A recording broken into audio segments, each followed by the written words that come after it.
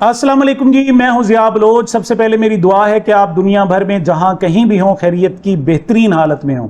सामने एक चीज़ तो मैं शुरू में क्लियर कर लूं कि मुल्तान में जावेद हाशमी के घर पर छापे मारे गए। 12 घंटे तक उनका घिराव किया गया, उनके इलाके का मुआसरा किया गया और फिर रात को 1-1:30 बजे के करीब पुलिस उनके घर में घुस गई। उनकी बेटियां, उनकी बहू, उनकी जनाब अहलिया वहां मौजूद थी, उनके नवासे, उनके पोते वहां पर मौजूद थे, लेकिन किसी का शर्म हया नहीं किया गया। मैं सिर्फ 2 वाकयात आपको दिखाना चाहता हूं। 2 शख्स हैं, एक मियां नवाज शरीफ है, एक जावेद हाशमी है, दोनों दोस्त हैं। और मियां नवाज शरीफ जब पाकिस्तान से भागे थे, फरार हुए थे, वो कई मरतबा फरार हो चुके हैं। मतलब मुशर्रफ दौर में जब वो डील करके पाकिस्तान से निकले तो जावेद हाशमी उस वक्त जेल में पड़े हुए थे और वो जाते जाते जावेद हाशमी को मुस्लिम लीग नून का सदर बनाकर गए थे। मतलब उस वक्त जो बदतरीन और बहुत ही मुश्किल दौर था, उस वक्त अगर कोई मुस्लिम लीग नून का नाम लेने वाला था तो वो जावेद हाशमी था। और जावेद हाशमी का थोड़ा सा और भी आपको बैकग्राउंड बता दूं।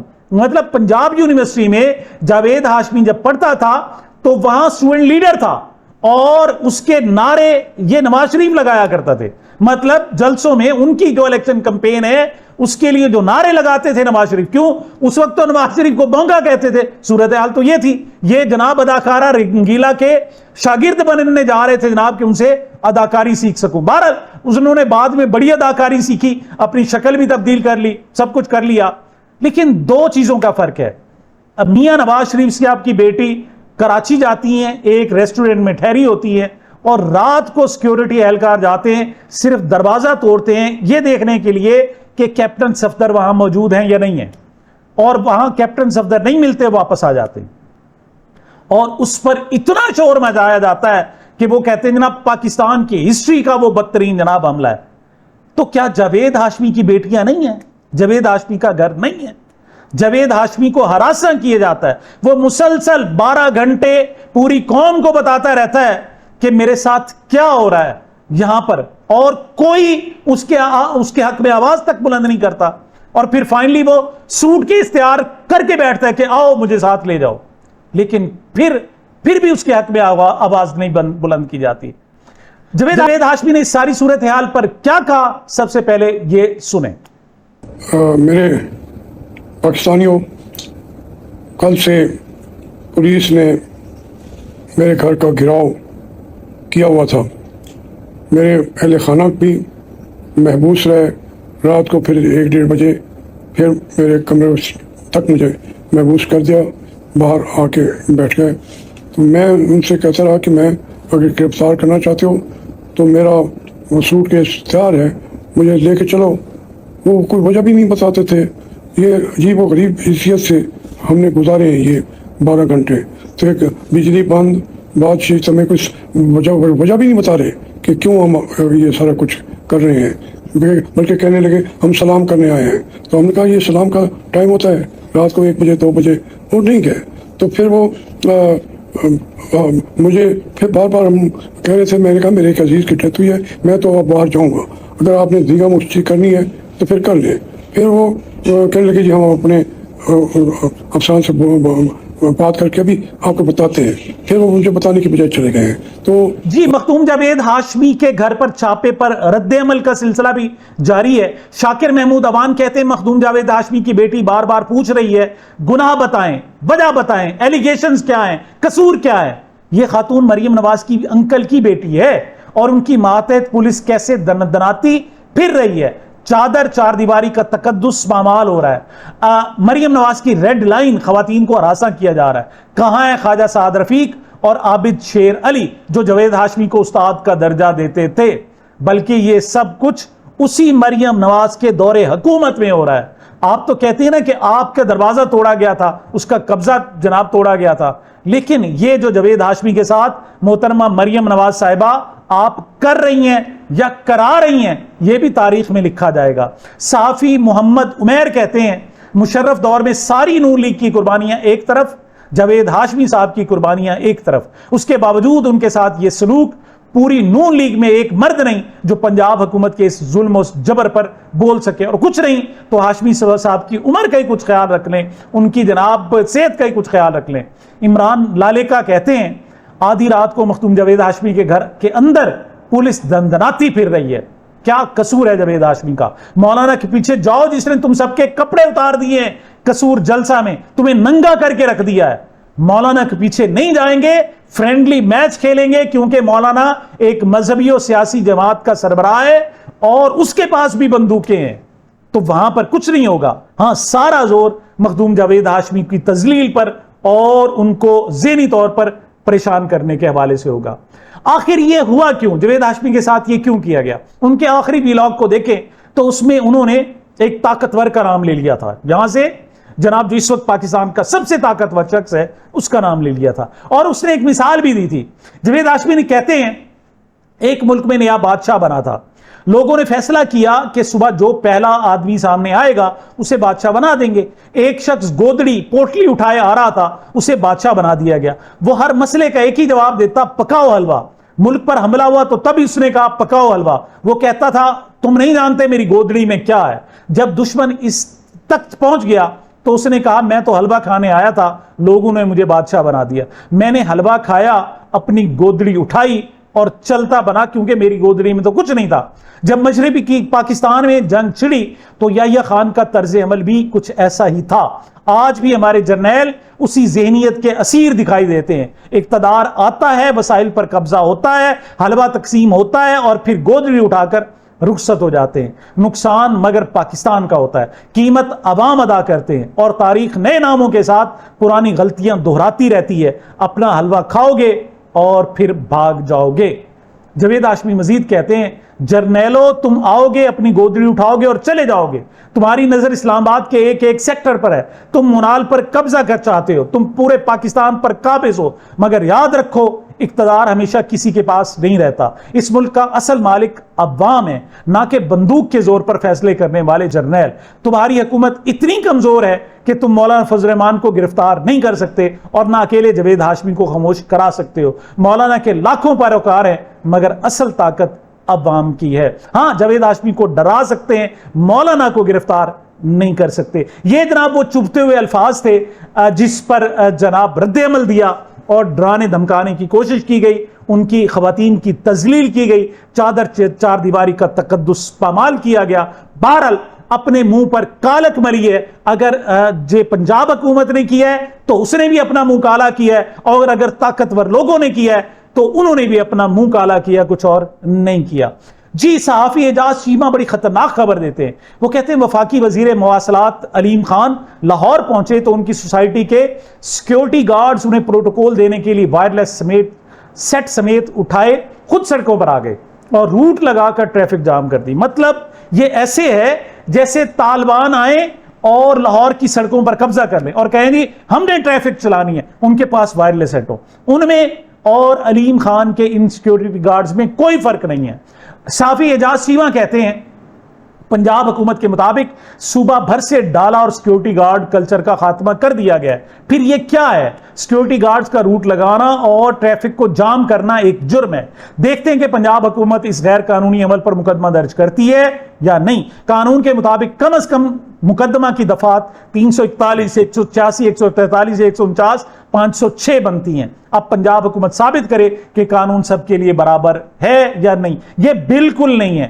اگر ایک سڑک پر پی ٹی آئی کو کوئی جھنڈا نظر آ جاتا تو یاد رکھنا پورا دھاوا بولنا تھا، بلکہ رینجرز کو بھی انہوں نے بلا لینا تھا۔ اور یہاں قانون کی حکمرانی پامال کی جا رہی ہے اور کچھ پرائیویٹ لوگ آ کر گنے اٹھائے، وائرلیس اٹھائے، ٹریفک کنٹرول کر رہے ہیں۔ تو اس پر جناب انہیں کوئی کیوں کہ ان کے اپنے پالتو ہیں، اپنے چہیتے ہیں۔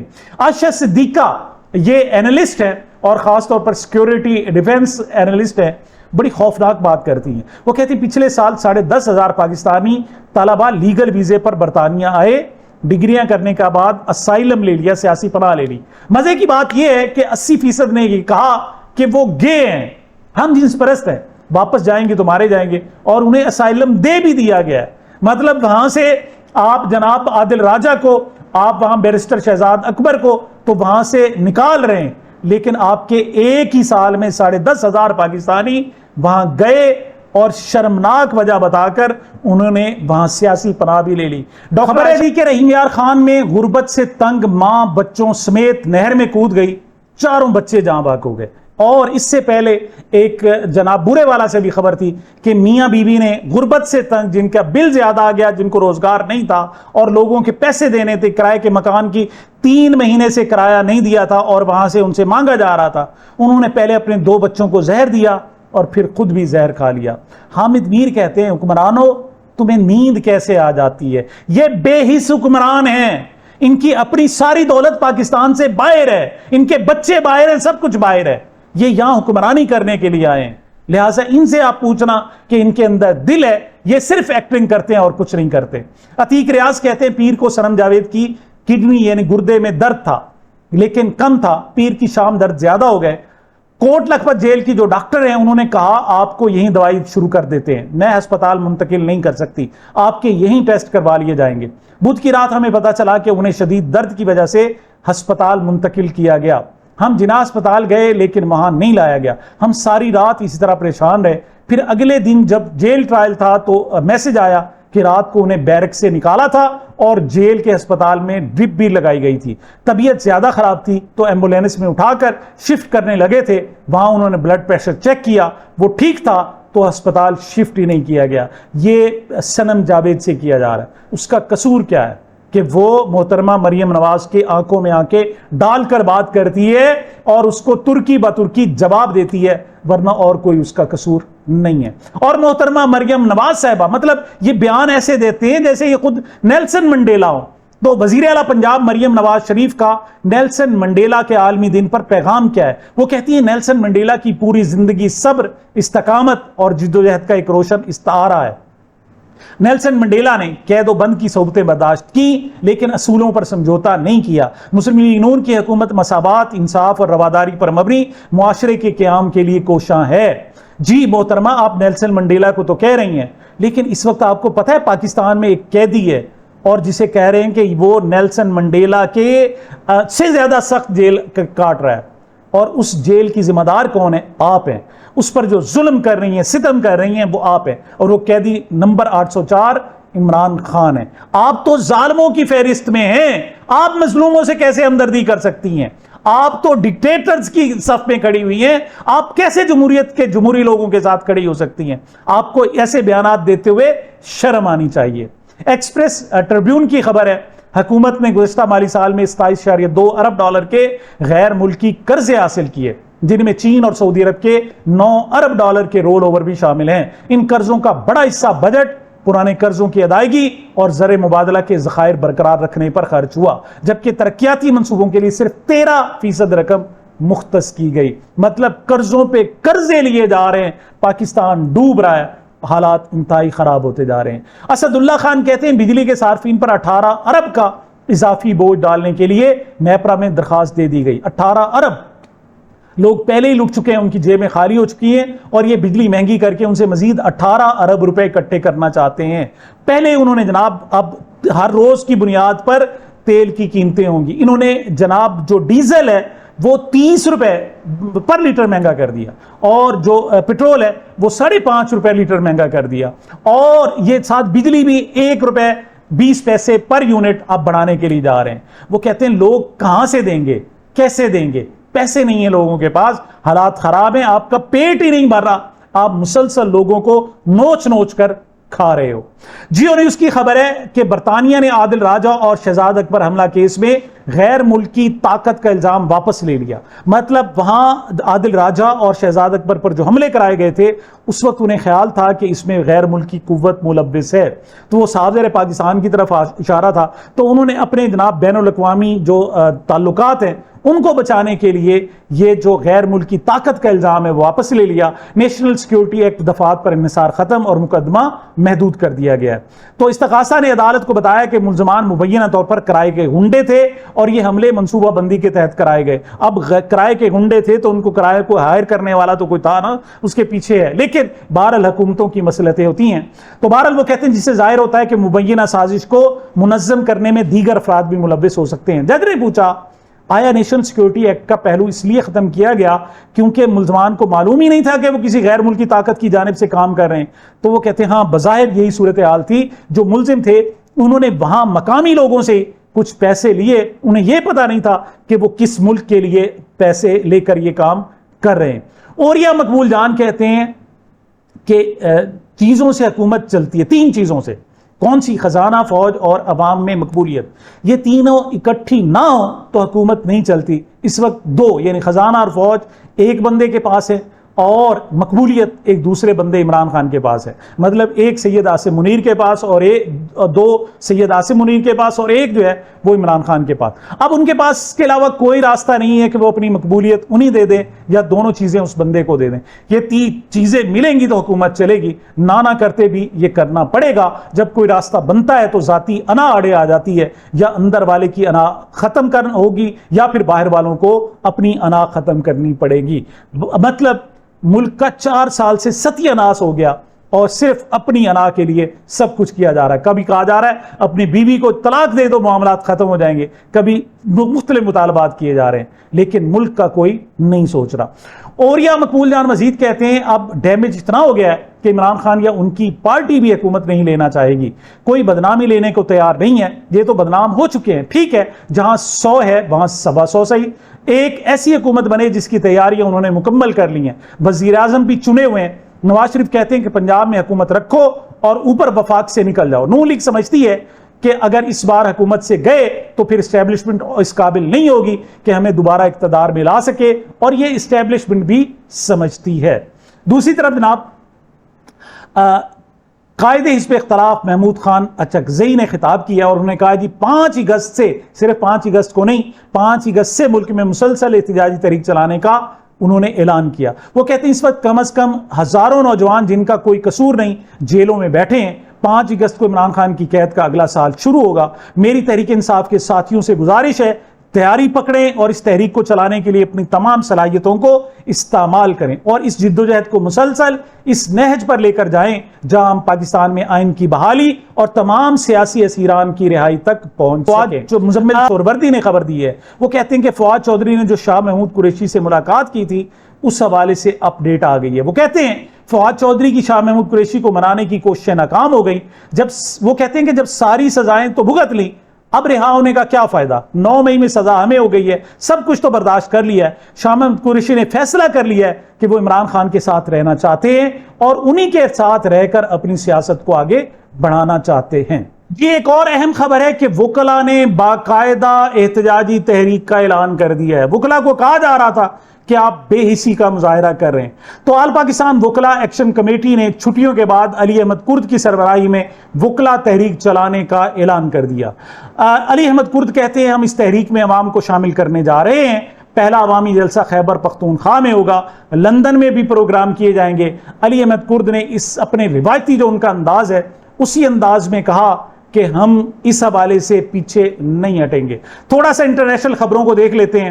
امریکی حملوں سے جاں بحق ہونے والے افراد کا خون رائیگاں نہیں جانے دیں گے, یہ بات کہی ہے عباس عراقچی نے. ایرانی وزیر خارجہ ہے. اس وقت امریکہ جو ہے وہ ایران کے پلوں بجلی گھروں پر حملے کر رہا ہے, اور جب یہ پل پر حملہ کیا گیا, یہ دیہاتی بندر خمیر پل ہے, وہاں سے کچھ 3 نوجوان گزر رہے تھے اور جب حملہ کیا اور اس میں وہ شہید ہو گئے. وہ کہتے ہیں کہ امریکی حملے سے جاں بحق ہونے والے 3 شہریوں کی انہوں نے تصاویر بھی جاری کی ہیں, اور وہ کہتے ہیں کہ ہم آخری خون کے قطرے تک ایران کا دفاع کریں گے. دوسری طرف جناب امریکی صدر ڈونلڈ ٹرمپ نے ساتھ کینیڈا سے بھی پنگا لے لیا ہے, اور پنگا بڑا دلچسپ ہے. امریکی صدر کہتے ہیں کہ ہم کینیڈا کو اس بات کا ذمہ دار ٹھہراتے ہیں کہ وہ اپنے جنگلات اور وہاں موجود جھاڑیوں کی مناسب دیکھ بھال نہیں کر رہا, جس کے نتیجے میں امریکہ غیر ضروری طور پر گندی, آلودہ اور صحت کے لیے نقصان دہ ہوا کی زد میں آ رہا ہے, جس کا معیار خطرناک اور بالکل ناقابل قبول ہے. اب وہ کہتے ہیں کہ اس آلودگی کی قیمت لازماً ان محصولات میں شامل کی جائے گی جو کینیڈا اس وقت ادا کر رہا ہے. مطلب جب انڈیا سے ہوائیں چلتی ہیں پاکستان کی جو فضا آلودہ ہو جاتی ہے, اب پاکستان کو بھی چاہیے کہ جناب انڈیا پر باقاعدہ اس حوالے سے جرمانہ عائد کرے. سینئر صحافی نصرت جاوید کے ٹویٹ پر بات ختم کرنا چاہوں گا. وہ کہتے ہیں 50 برس تک صحافت کے لیے سب کچھ قربان کرنے کے بعد سچ کی تلاش میں عمر گزارنے، جھوٹ کو بے نقاب کرنے اور عوام کی خاطر اپنے قلم کا لہو نچوڑ دینے کے بعد آج میں ہر ایک سیاستدان سے مکمل طور پر مایوس اور بدظن ہو چکا ہوں۔ یہ سب ایک جیسے ہیں۔ اب میرے سامنے آخری فیصلہ کھڑا ہے، کیا میں اس پیشے کو خیر باد کہہ دوں، سب کے نام بے نقاب کر دوں، ناقابل تردید شواہد دنیا کے سامنے پیش کروں، تمام تعلقات توڑ دوں اور آخرکار پوری بیلاگ اور غیر فلٹر شدہ حقیقت دنیا کے سامنے رکھ دوں، صرف اس انجام کے لیے ایک مفلس، تنہا اور معاشرے سے ٹھکرایا ہوا شخص بن کر مٹ جاؤں، یا پھر خاموش رہوں اور یہ تمام راز اپنے ساتھ قبر میں لے جاؤں۔ نصرت جاوید سے میں کہنا چاہوں گا کہ نصرت جاوید صاحب آپ بول دیں۔ پہلے تو اب کوئی ڈھکی چھپی حقیقت رہی نہیں، کون کیا ہے ہر چیز سامنے آ رہی ہے اور سب کا تیا پانچا کیا جا رہا ہے، سوشل میڈیا نے سب کو ننگا کر کے رکھ دیا ہے۔ لیکن یہ آپ پر قومی ذمہ داری بنتی ہے کہ آپ کے پاس اگر واقعی اس قسم کے راز ہیں تو وہ قوم کی امانت ہے، آپ کی ذمہ داری ہے کہ وہ قوم کو واپس لازمی کریں۔ سامعین، یہ میری اب تک کی گزارشات تھی۔ مجھے اپنے اس چینل کو اپنی محبتوں اور دعاؤں میں یاد رکھیے گا۔ ملتے ہیں چھوٹے سے وقفے کے بعد۔